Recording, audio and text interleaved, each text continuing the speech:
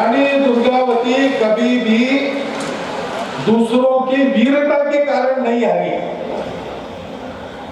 उनका विश्वासघात हुआ। किसके द्वारा हुआ? अपने ही लोगों के द्वारा। ऐसा होने के बाद भी इतने उदारमंती वो थी कि उन्होंने बने तक सबको क्षमा किया। हद से पार हो गई बात तब कुछ सजा दी, लेकिन जहां अपने लोगों की गलतियां है, स्वार्थ है, गद्दारी है, उसमें भी उन्होंने ख्याल रखा कि अपना व्यक्ति है, वो रास्ता भटका होगा, वो अपनेपन को भूल गया होगा, हम अपनेपन को नहीं भूले। कितने ही ऐसे लोगों को वो मृत्युदंड दे सकती थी, उन्होंने नहीं दिया। उन्होंने किसी को ससम्मान विदा कर दिया। उसने क्या खुरापात की, इसकी वाच्यता भी नहीं की। किसी को ओहदे से नीचे उतारा, देना छोड़ दिया।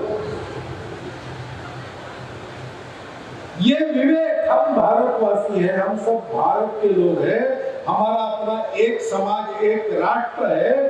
हम आपस में एक दूसरे को क्षमा करके सबको साथ लेकर चलेंगे, क्योंकि हमारी शक्ति ऐसी है, हमारे सामने खड़े रहने की ताकत किसी की नहीं है। अंदर के भीड़ दिए जब टांग खींचते तब हम गिर जाए। ये हमारे इतिहास का सबक है।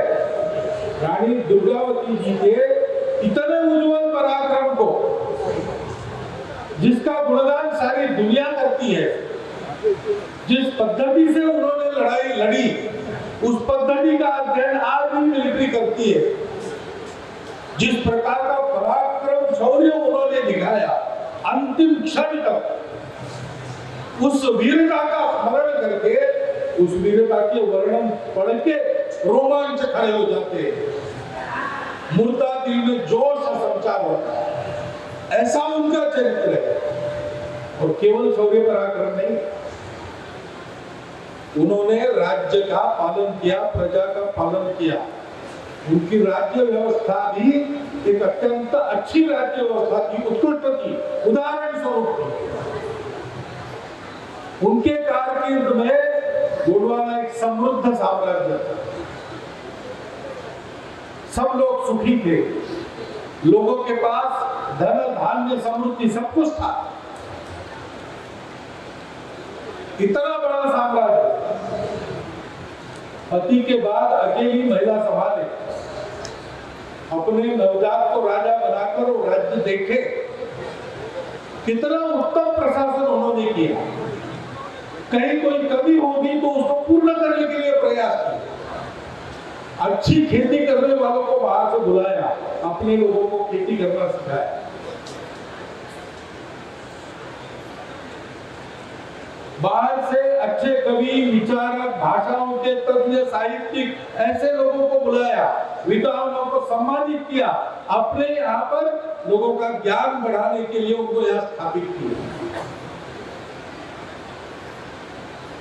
इस प्रकार का एक उत्तम प्रशासन जो सीधा अपने प्रजा के, सामान्य आदमी के हृदय को स्पर्श करता हो और साथ में सब प्रकार की समृद्धि लाता हो, न्याय का साम्राज्य प्रस्थापित करता हो, ऐसा उत्कृष्ट प्रशासन दिया।